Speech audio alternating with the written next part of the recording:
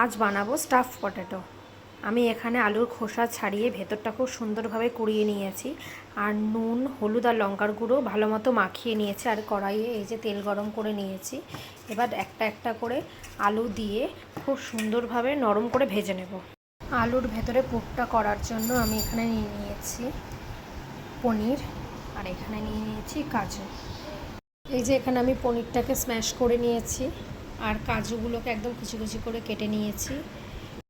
আমি পনিরটার মধ্যে দিয়ে দিয়েছি একটুখানি লঙ্কার গুঁড়ো, নুন, মিষ্টি আর একটু গরম মশলার গুঁড়ো, আর আদা একটুখানি ঘষে দিয়েছি।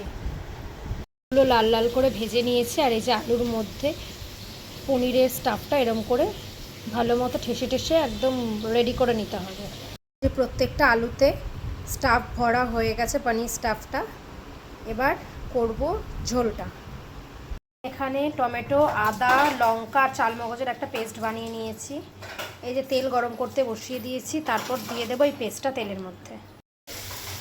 আমি এবার ওই টমেটোর পেস্টটা একটু নাড়াচাড়া করে হালকা একটু জল দিয়ে ওর মধ্যে জিরার গুঁড়ো, হলুদ গুঁড়ো, লঙ্কার গুঁড়ো দিয়ে এবার ভালো মতো কষাবো যতক্ষণ না তেল ছাড়বে।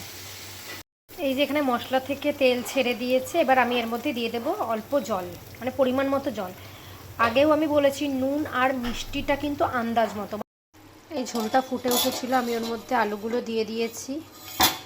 একটু ভালো মতো ঝোলটা ফুটে উঠলে তেলও অলরেডি ছেড়ে দিয়েছে। আর একটু হালকা ফুটিয়ে ঘি, গরম মশলা দিয়ে নামিয়ে দেবো। একটু হালকা মিষ্টি দেবো, দিয়ে নামিয়ে দেবো। এই যে রেডি স্টাফ পটেটো। রেসিপিটা তোমাদের কেমন লেগেছে জানিও। ভালো লাগলে লাইক করো, কমেন্ট করো এবং শেয়ার করো।